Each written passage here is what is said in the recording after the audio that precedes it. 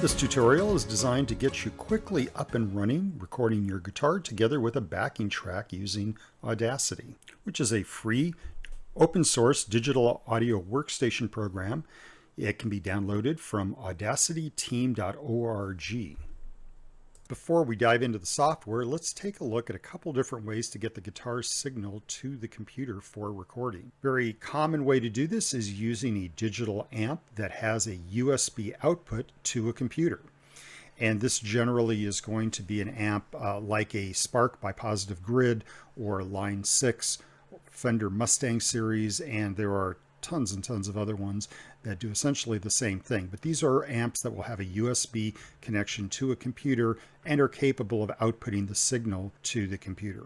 Once that's set up, the DAW software on the computer can be set to recognize the amp as its audio input source and record essentially any signal coming from there. In the absence of an amp with a digital output to USB, we need to use a digital audio interface. And this can be done together with a traditional amp, could even be a tube amp, that has been mic'd with the microphone plugged directly into the digital audio interface, which then plugs into the computer again using a USB cable. The one pictured here is a Scarlett by Focusrite. Behringer also makes a series called Euphoria, and there are many other digital audio interfaces, all in the neighborhood of around $100, sometimes significantly less, sometimes significantly more, but you don't have to spend a lot of money on a digital audio interface for home recording. You can also plug a vocal mic directly into that digital audio interface if you want to do vocals. And you can also plug the guitar directly into the digital audio interface. You don't really have to use the amp at all. If you do go directly into the interface with the guitar, you lose the benefit of the amp's tone and any effects that you might have in the chain.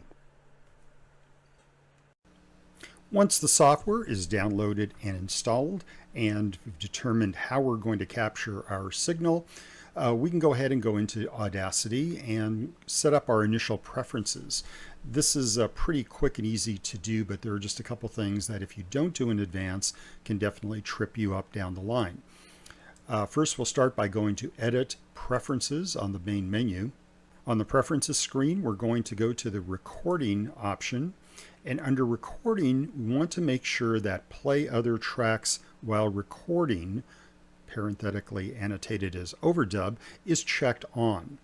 If that's not checked on, you will not hear the backing track playing as you're trying to record over it. So confirm that's checked on, click OK. And now we'll go to our second option. We'll find this under the Transport option on the main menu. Under Transport Options, we want to make sure that overdub is checked on here as well. So with these two things checked, we should now be good to go. The next step will be to import our backing track into Audacity. There's two ways to do this.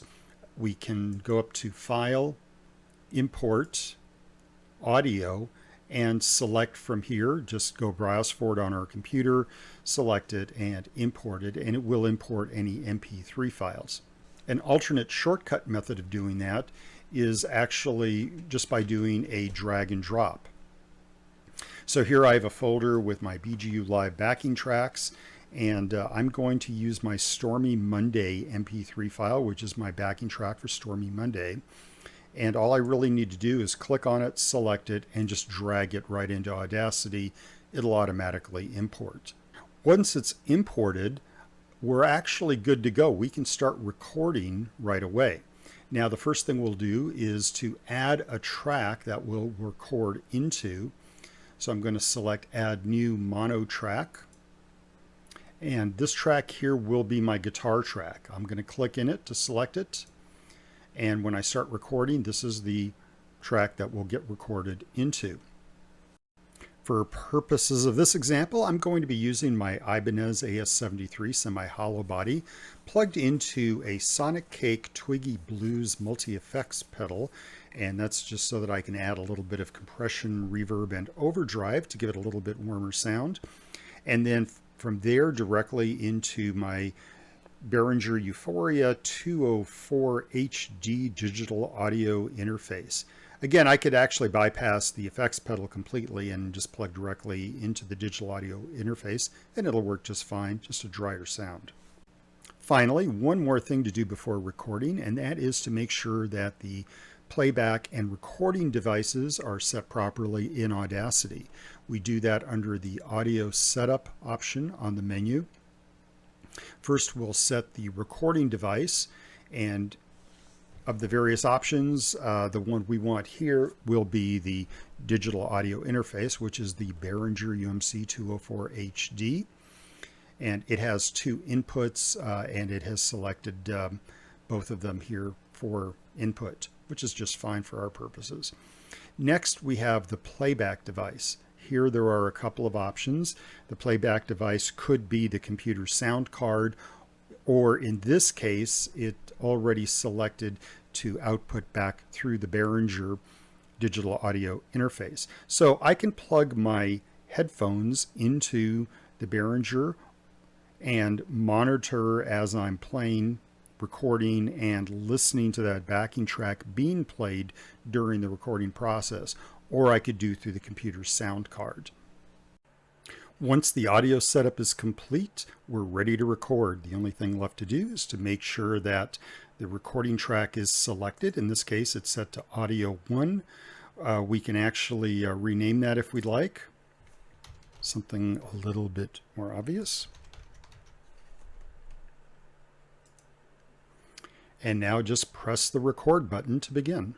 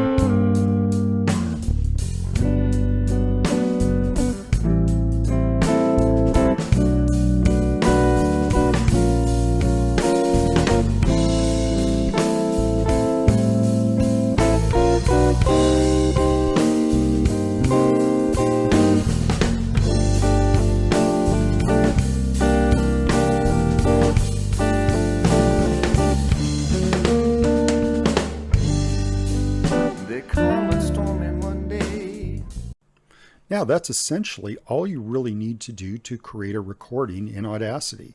Here's our track with our recorded content. And after we've done our recording, we may want to adjust the mix a little bit. We can change the gain on the individual tracks using the gain controls. So if we need to boost the gain on the backing track, or maybe back it off a little bit, or on the guitar track, we can do that with these individual gain controls. There are also effects available in Audacity. Using these effects buttons, we can create and add effects to each of the individual tracks. Those can include things like delay, reverb, compression. There are a number of YouTube videos out there that show you how to go about doing that. Now, before we do anything else, after we have our mix together, we want to make sure to always save the file so that we have the project saved. That way we can reopen it in the future and do future editing to it. Once we have our saved project, we're ready to export the final mix. And we can do that through File, Export, and export it either as an MP3 or a WAV file. And that will contain our final mix that we can then share with someone else. So that is the quick overview on how to set up Audacity and record a guitar track into it.